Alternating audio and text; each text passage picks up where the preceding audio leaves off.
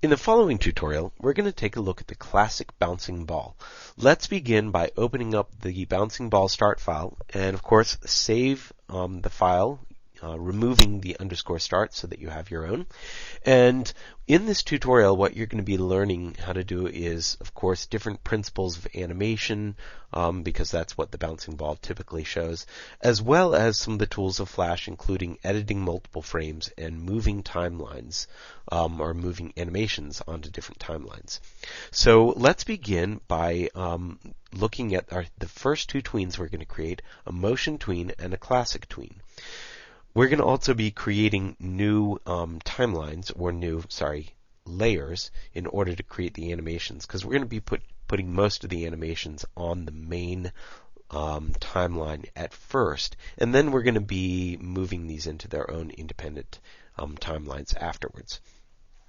To begin, we're going to create a motion tween, a basic motion tween, using the object here, this basketball. Let's begin by right-clicking on the keyframe that's there and creating a motion tween. Now you'll notice as soon as we create that motion tween, it extends our timeline out 30 frames, so we want to extend the other two layers out those number of frames as well.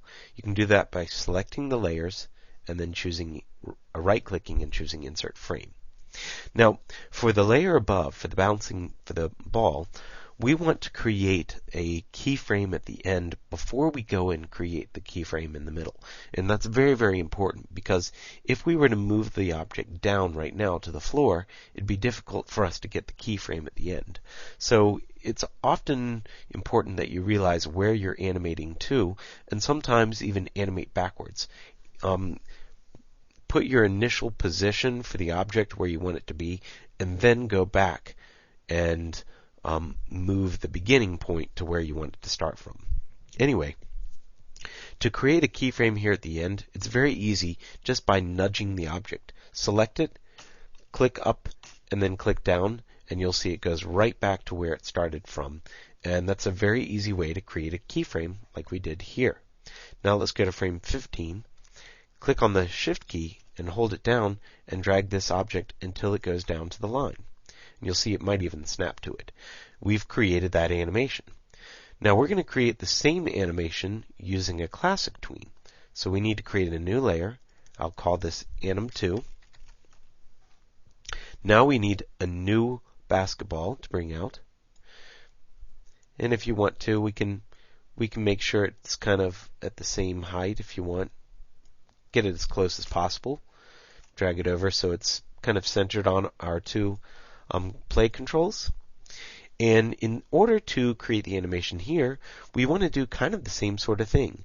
I want to create a keyframe at the end, which is exactly like the keyframe right now. So I can right-click at the end and choose Insert Keyframe. That way it looks exactly like it is at frame 1. Now I'll go to frame 15, right-click, choose Insert Keyframe, and take my object, drag it down to the floor until it snaps, or you can nudge it.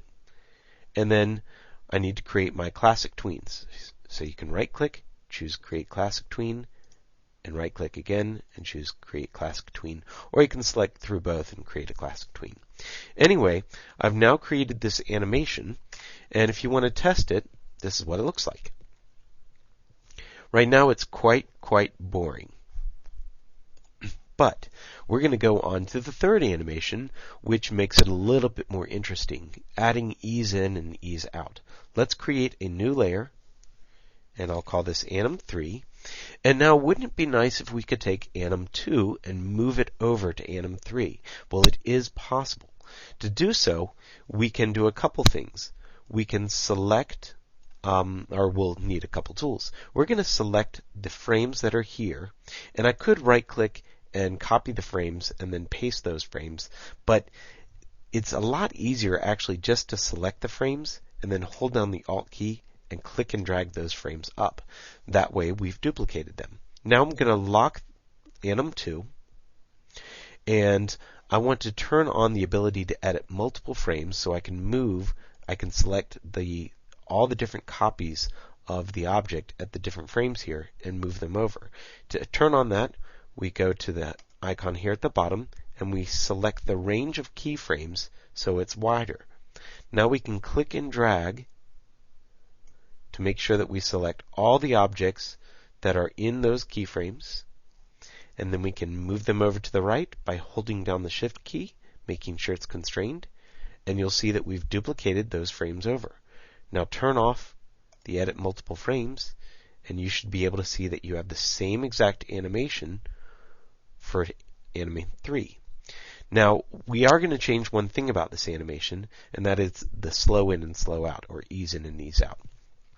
To do this, click on the tween, go to Properties, and change your tweens. The first tween is going to be -100, and that means it'll be slow when it first moves out of that top keyframe, and it picks up speed as it gets to the floor. Then when it hits the floor, it's going to use ease 100 in order to quickly move out and ease into the keyframe at the top. When you test your scene, you'll notice a big difference in the animation. So notice how that bouncing ball now looks like it's kind of hovering at the top instead of having a linear animation like the other two. Well, this is really a big deal, and it makes a lot more realism for that animation. Now we're going to add a little bit more realism with the squash and stretch and the shadows here in the next tutorial. So save your work and go on.